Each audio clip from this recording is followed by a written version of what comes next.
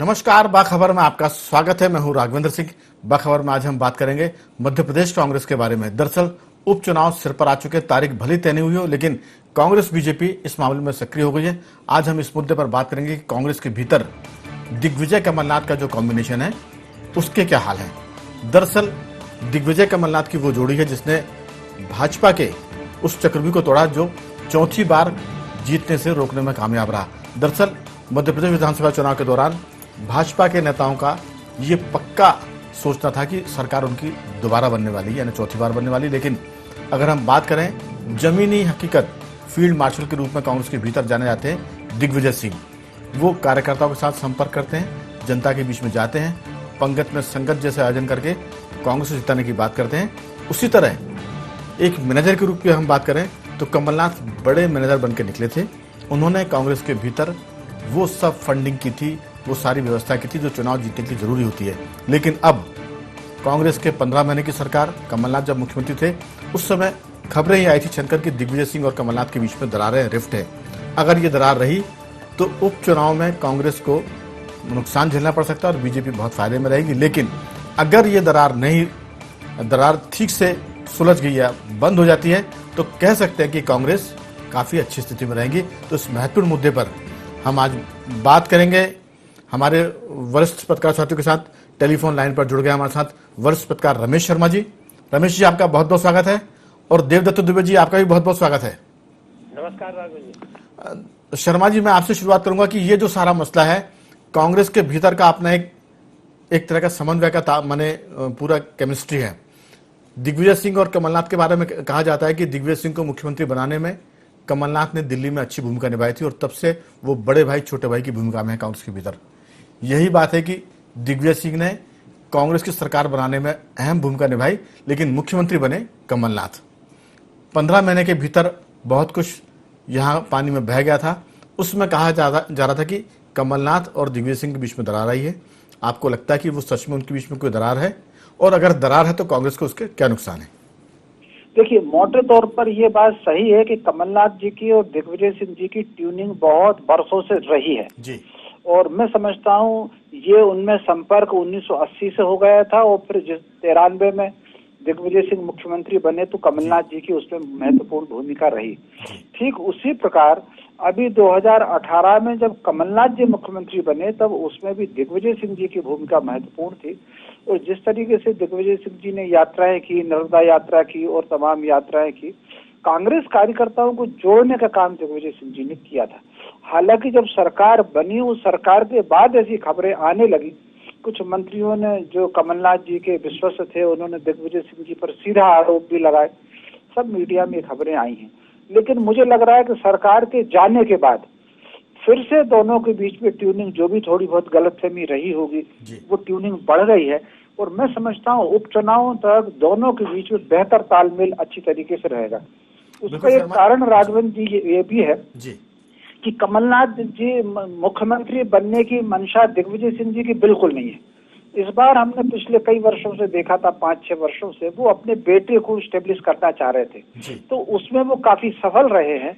और अगर इसीलिए उपचुनाव में दिग्विजय सिंह जी पूरी ताकत लगाएंगे, क्योंकि वो उनका प्रभाव क्षेत्र भी है चंबल संभाग की कुछ, गुना जिले की कुछ सीटों पर, तो मैं समझता हूं अब उपचुनाव में दोनों के बीच में मतभेद की मुझे थोड़ी संभावना कम दिख रही है। जी, मैं आपसे एक सवाल कर सकता हूं, वो ये कि 1990 से लेकर अगर हम 2003 तक जब मुख्यमंत्री थे दिग्विजय सिंह, 90 की बात करें तो वो कांग्रेस के अध्यक्ष के रूप में आ गए थे मैदान में। और उसके चलते जब उन्होंने 1993 के चुनाव हुए जिसमें बीजेपी की सरकार बावरी ढांचे के गिरने के बाद बर्खास्त हुई थी, मध्य प्रदेश की, राजस्थान की, और हम बात करें उस समय हिमाचल की, तो ये लग रहा था कि बीजेपी की सरकार शहीद हुई है, दोबारा वो जीत कर आएंगे। पटवा जी कहा करते थे कि मैं दूरबीन से कांग्रेस को देखता हूं लेकिन मुझको नजर नहीं आती।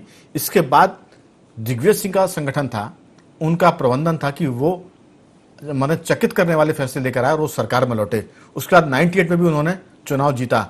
आपको लगता है कि जो संगठन क्षमता दिग्विजय सिंह में है, कहीं ना कहीं वैसी संगठन क्षमता भाजपा के भीतर भी है, तो असली मुकाबला दिग्विजय सिंह की जो संगठन की क्षमता है और भाजपा का जो संगठन है उसके बीच में होगा, ऐसा आपको लगता है कि ये उपचुनाव होने वाले वो उसका एक तरह से तराजू होगा?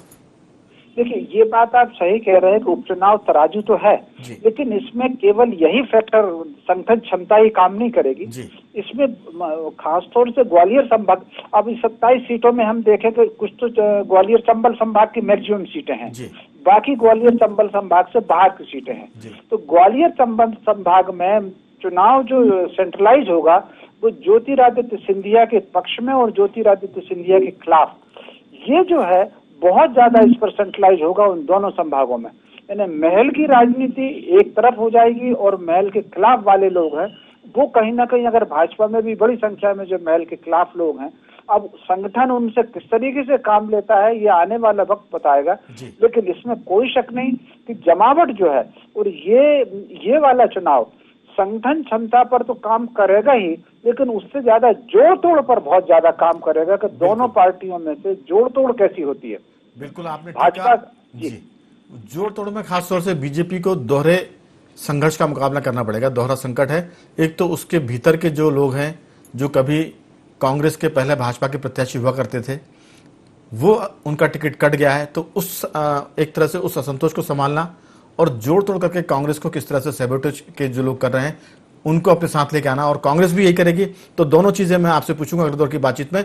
एक सवाल मेरा और आपसे रहेगा कि क्या जो कमलनाथ के आसपास लोग थे सत्ता के समय, जो कमलनाथ के नाक कान बन गए थे, उन नाक कानों ने ही दिग्विजय और कमलनाथ के बीच में रिफ्ट पैदा की थी। उसमें मंत्रियों के नाम भी आते हैं, उसमें विधायकों के नाम भी आते हैं और अफसरों के भी आते हैं। मैं पूछूंगा आपसे, हमारे साथ देवदत्त दुबे जी भी हैं और योगीराज योगेश जी भी टेलीफोन लाइन पर जुड़ गए हैं। योगीराज जी, आपका भी बहुत बहुत स्वागत है। देवदत्त जी, मेरा आपसे सवाल है कि ये जो जोड़ तोड़ का मामला रमेश शर्मा जी बता रहे हैं, अगर कमलनाथ और दिग्विजय सिंह में मजबूती रही तो जोड़ तोड़ के मामले में, मैदान के मामले में कांग्रेस के भीतर दिग्विजय सिंह का कोई मुकाबला नहीं है। मॉनिटरिंग के मामले में एक तरह से कमलनाथ बड़े सक्षम है, परफेक्ट है। आपकी राय?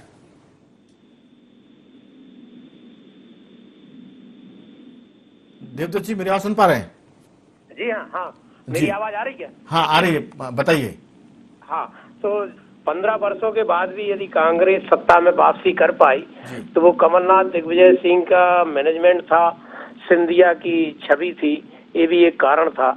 लेकिन चूंकि पार्टी हाईकमान में जिस तरह से दोनों पक्ष अपना दावा करते थे, सिंधिया के समर्थक वहां जाके कहते थे कि इनके कारण सरकार बनी और इनकी उपेक्षा हो रही है। दिग्विजय कमलनाथ कहते थे कि हमारे समर्थक, हमारी मेहनत, हमारी नर्मदा यात्रा, हमारे जो 6 महीने की प्रदेश अध्यक्ष का कार्यकाल है उसकी मेहनत के कारण सरकार बनी। और अब जब सरकार गिरी तो एक बात ये भी आई कि कमलनाथ की बात ये चली कि दिग्विजय सिंह के कारण हम भरोसे में रहे और फिर सरकार गिर गई। तो अब दोनों लोगों को सिद्ध करना है, एक तरह से पार्टी हाईकमान की नजरों में, भाजपा की और राजनीतिक विश्लेषकों की नजरों में, कि वास्तव में दमदार कौन था, कमलनाथ दिग्विजय सिंह की जोड़ी थी या सिंधिया। अब सिंधिया को साथ मिल गया है भाजपा का, और ये इन दोनों के लिए अब कोई बहाना नहीं है कि ये डिस्टर्ब कर रहे हैं, वो डिस्टर्ब कर रहे हैं। अब दोनों जन बहुत तपे तपाए नेता हैं, वर्षों से मध्य प्रदेश में दिग्विजय सिंह 10 साल मुख्यमंत्री रहे, प्रदेश अध्यक्ष रहे, और अभी कमलनाथ जी भी प्रदेश अध्यक्ष, मुख्यमंत्री, नेता प्रतिपक्ष, सब पदों पे दोनों जन रहे। और यदि ये जोड़ी अभी सफल नहीं हुई तो फिर ये माना जाएगा कि सिंधिया के जाने से प्रदेश में कांग्रेस कमजोर हो गई, और शायद ये संदेश ना जाए। इसीलिए आप देख रहे होंगे कि कमलनाथ ने मुख्यमंत्री पद छोड़ने के बाद दिल्ली नहीं गए, यहीं बैठे हैं वो, और लगातार अपने लोगों को कह रहे हैं कि हम सत्ता में वापसी करेंगे। जबकि कोई भी समझ सकता है कि कांग्रेस के लिए ज्यादा मुश्किल है रहा है, जबकि बीजेपी के लिए 10 विधायक चाहिए अब बहुमत के लिए, और इनके लिए तो 27 ही जीतना जरूरी है। इस तरह से इतनी कठिन परिस्थितियों में भी यदि वो अपना संदेश बनाए हुए हैं तो आप समझ सकते हैं कि कितनी कठिन चुनौती को दोनों मिलके कितना सामना कर रहे हैं। योगीराज जी, पूरा मामला कांग्रेस की इस जोड़ी पर निर्भर करता है कि दिग्विजय सिंह कमलनाथ कितनी समन्वयता के साथ ये उपचुनाव लड़ते हैं। शर्मा जी और देवदत्त जी का कहना है कि अगर केंद्र में वापस जाना होता कमलनाथ जी को तो वो एक तरह से सत्ता से हटने के बाद दिल्ली लौट सकते थे, लेकिन उन्होंने यही एक तरह से खूंटा ठोक के वो काम कर रहे हैं। वो अध्यक्ष भी हैं, पार्टी के प्रदेश अध्यक्ष भी हैं और नेता प्रतिपक्ष भी। आपको लगता है कि जो कमलनाथ और दिग्विजय सिंह की जोड़ी है वो उस चुनाव में मेहनत से काम करेगी? उनके बीच में जो दरार की बात आ रही थी, मतभेदों की बात आ रही थी, वो सब खारिज होगी, आपकी राय? देखिए राघव जी, दोनों की मेहनत से काम करना दोनों की मजबूरी है जी एक तो सबसे बड़ी बात क्या है कि दोनों पके प्रकार नेता है, दोनों ने राजनीति में सब कुछ हासिल कर लिया जी। है एक तरह से। जी मतलब इनको वैसा नहीं लगता कुछ हासिल करना बाकी है। जी तो पूरी ताकत से ये लड़ेंगे, इसमें थोड़ा सा संदेह है, लेकिन इनको ताकत से लड़ना पड़ेगा क्योंकि पूरी से पूरी कांग्रेस की यदि आप बात करें तो ग्वालियर चंबल अंचल ऐसा रहा है कि जहाँ शुरू से ही ग्वालियर चंबल अंचल सिंधिया के भरोसे रहा है।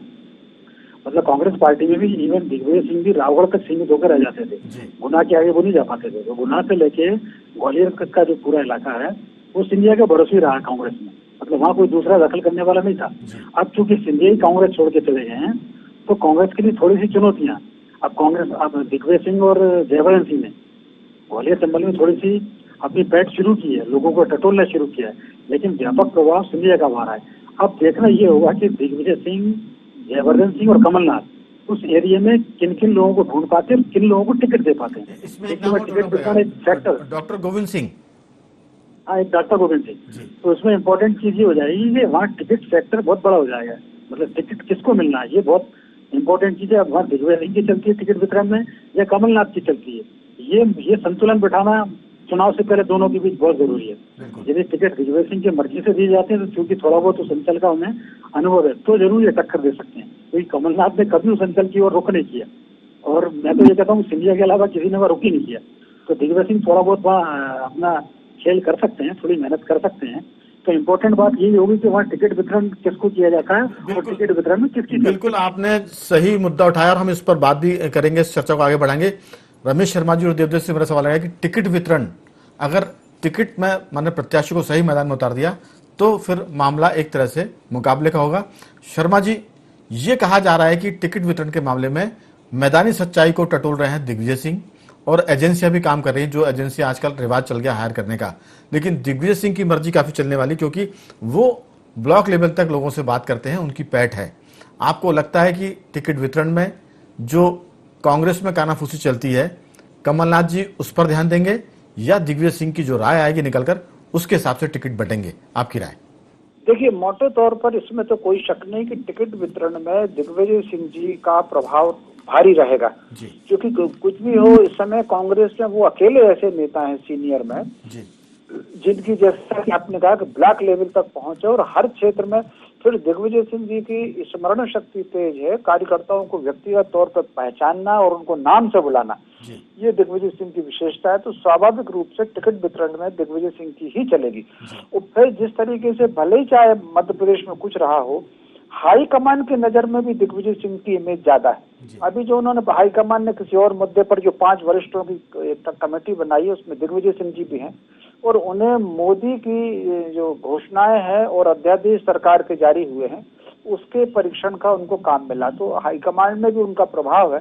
ऐसी स्थिति में टिकट वितरण में दिग्विजय सिंह जी का प्रभाव तो रहेगा, इसको कोई इनकार नहीं कर सकते। लेकिन मेरा ये क्या सवाल ये भी है कि दिग्विजय सिंह के पास अभी भी वो ऐसे लीडर हैं कि सत्ता में रहें या ना रहें, उनके पास हमेशा मिलने वालों की भीड़ लगी रहती है। आज भी वो जितने पूर्व मुख्यमंत्री हैं उनमें सबसे ज़्यादा भीड़ उनके पास आती है लोगों से मिलने वालों की, और लोगों के वो काम भी सबसे ज़्यादा करते हैं, चिट्ठियाँ लिखते हैं, टेलीफोन करते हैं, कोशिश करते हैं कि जो काम है वो पूरा हो जाए। इसके चलते कार्यकर्ताओं का भरोसा उन पर बहुत ज़्यादा है।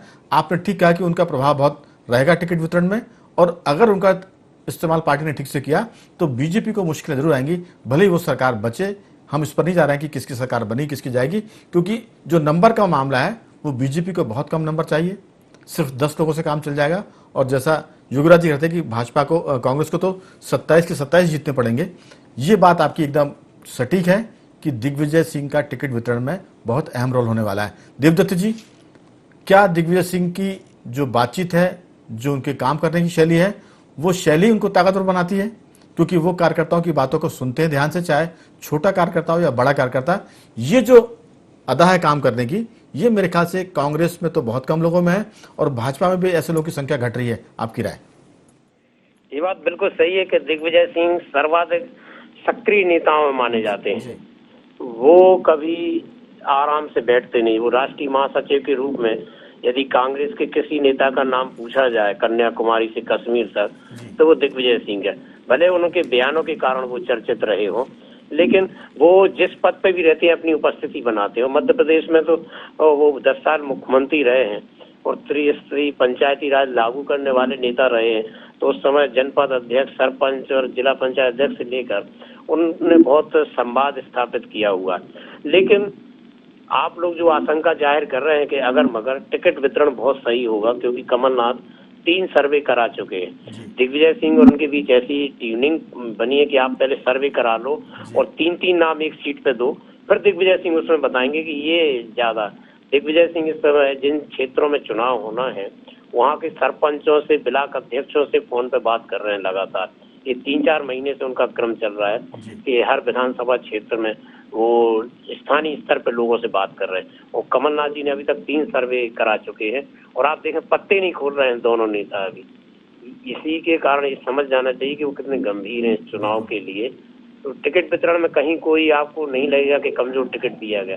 बस एक दुविधा इन दोनों जन के पास है कि वो भाजपा के पहले बागियों को टिकट देने की कोशिश में थे, लेकिन फिर उनको ये मुद्दा जो दल बदल का मुद्दा उनको उठाना है, कहीं वो मोथरा ना पड़ जाए, इसलिए वापस अब वो कांग्रेस के ही नेताओं में तलाश रहे हैं। और भाजपा भी अपने बागियों को थोड़ा बहुत संभालने में जुट गई है कि वो बगावत करके कांग्रेस के टिकट पर ना लड़े। जैसे KL अग्रवाल चले गए हैं कांग्रेस में, ऐसे 2-3 जगह और अभी दिग्विजय कमलनाथ की नजर है जहां वो भाजपा के बागियों को टिकट दे सकते हैं। बिल्कुल आप ठीक कह रहे हैं। इसी को तो कहते हैं कि जोड़ तोड़ जो करेगा वो सियासत में ज्यादा मजबूत बनेगा, क्योंकि तोड़ के बाद जब जोड़ होता है तो वो पहले से ज्यादा मजबूत होता है। अलग बात है कि उसमें निशान दिखता है, गठान दिखती है। मैं योगी राज जी से पूछूंगा, योगी राज जी, जो बात देवदत्त जी कह रहे हैं, जो रमेश शर्मा जी कर रहे हैं, हमारा कहना है कि मैदान में जो मजबूत होगा उसकी जीत होगी। बीजेपी अक्सर मैदान में मजबूत रहती है, लेकिन कांग्रेस में ये पूरा झंडा लेके चल रहा है दिग्विजय सिंह। मैदानी जो स्थिति है उसका आकलन करना और उसके हिसाब से रणनीति बनाना और उसके हिसाब से प्रत्याशी तय करना। इस मामले में दिग्विजय सिंह का कोई मुकाबला नहीं है, कोई जोड़ नहीं है और कोई तोड़ नहीं है। आपकी राय? नहीं, बिल्कुल सही बात है, इसमें कोई दो राय नहीं कि दिग्विजय सिंह का कोई जोड़ तोड़ नहीं है। लेकिन ग्वालियर चंबल अंचल की तासीर भी बड़ी विचित्र है राजनीति। वहाँ जातिवाद इतना जबरदस्त है कि उसको संभालना बड़ी टेढ़ी खीर होता है। एक गुट को संभालो तो दूसरा गुट नाराज होता है। अच्छा, वह ठाकुर हैं, गुर्जर हैं, OBC हैं, ब्राह्मण है, सब मतलब सबका अपना अपना एक प्रतिनिधित्व है। और जब किसी एक को आप आगे पीछे करो तो दूसरा नाराज हो जाता है। फेवरेट के चांसेस बहुत ज्यादा बढ़ जाते हैं। तो इसलिए वहाँ प्रत्याशी चयन बड़ा, मतलब जैसे कहते हैं ना तलवार की धार पे चलना, ऐसा वहाँ प्रत्याशी चयन। बिल्कुल, ये आपने सही बात, मुद्दे की बात की है। समय खत्म हो रहा, लेकिन मैं तीनों मेहमानों से इस सवाल के एक लाइन में उत्तर चाहूंगा कि जिस तरह से जातिवाद की बात योगी राज जी ने की कि चंबल क्षेत्र में बहुत ज्यादा है, रमेश शर्मा जी और देवदत्त दुबे जी से भी मेरा सवाल है, क्या जातिवाद के मामले में कोई फॉर्मूला निकाल पाएंगे दिग्विजय सिंह या बीजेपी? आपकी राय रमेश शर्मा जी?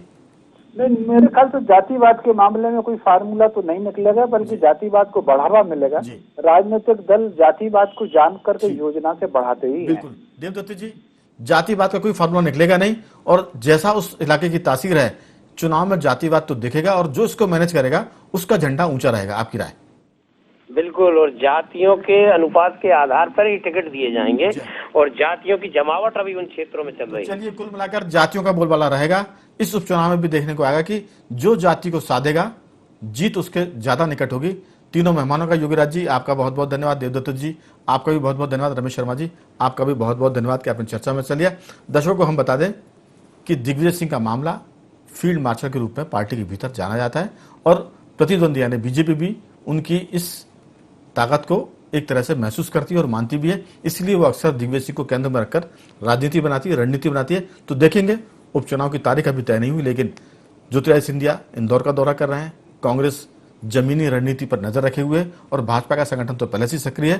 तो आने वाले दिनों में पता चलेगा और हम आपसे लगातार आपको अपडेट करते रहेंगे कि कांग्रेस बीजेपी के भीतर क्या चल रहा है। बाखबर के संग को समेटते हैं और आते हैं बाखबर के अंतिम रंग की तरफ। आज हम आपसे बात करेंगे जड़ी बूटियों के बारे में। दरअसल जिनसेंग का हम स्वागत करें, क्योंकि फैट बर्न करने के मामले में, वेट लॉस करने के मामले में एक प्राचीन जड़ी बूटी प्रकृति में बेशुमार रूप से प्राप्त हो रही है। उसका खजाना बिखरा पड़ा हुआ है। हमारे लाइफस्टाइल यानी जीवन शैली से जन्मी तमाम समस्या का समाधान यहाँ पर है। फिर जहाँ पेट और कमर पर चर्बी जमी है, हरदम रहने वाली जो थकान होती है, ऐसी कई जड़ी बूटियाँ मौजूद हैं जो प्राकृतिक तरीके से इससे राहत दिलाती हैं। ऐसी एक खास जड़ी बूटी है जिनसेंग। इसलिए हम जिनसेंग का धन्यवाद करते हैं। इसको आप चाइनीज किसी व्यक्ति का नाम ना माने, ये जड़ी बूटी है। तो हम आपको बताते हैं कि गैस्ट्रोएंटरोलॉजी और हेपेटोलॉजी की एक प्रमुख अंतर्राष्ट्रीय पत्रिका में प्रकाशित एक शोध में बताया गया कि जिनसेंग पेट के स्वास्थ्य को यानी उसकी बीमारियों को ठीक करने और वजन घटाने में काफ़ी मददगार है। जिनसेंग में भूरे रंग के फैट टिश्यू या बीएटी होते हैं जो वसा को ऊर्जा में तेजी से बदलते हैं। यही कारण है कि जिनसेंग लेने के बाद आपकी ऊर्जा का स्तर अचानक बढ़ जाता है। यह जड़ी बूटी आंत में गुड बैक्टीरिया के उत्पादन को बढ़ाती है जो कदरूज को बंद करने में के पैटर्न को बदलते हैं। यह हमारे एक तरह से जो चयापचय सिस्टम होता है यानी भोजन को पचाने का जो काम होता है उसको भी ये एक तरह से मजबूत करते हैं। उसके परिणाम वजन घटाने के रूप में नजर आते हैं। जिनसेंग खून में यानी रक्त में शुगर के लेवल को भी कंट्रोल करता है जिसका असर वजन घटाने और बढ़ाने पर आता है। तो कुल मिलाकर जिनसेंग एक ऐसी जड़ी बूटी है जो आदमी के जीवन को बदलने वाली है। आने वाले दिनों में इसका इस्तेमाल लोगों को देखने को मिलेगा। तो बाखबर के इस रंग में आज सिर्फ यही था। हमारे साथ आप बने रहिए और देखते रहिए INDU 24।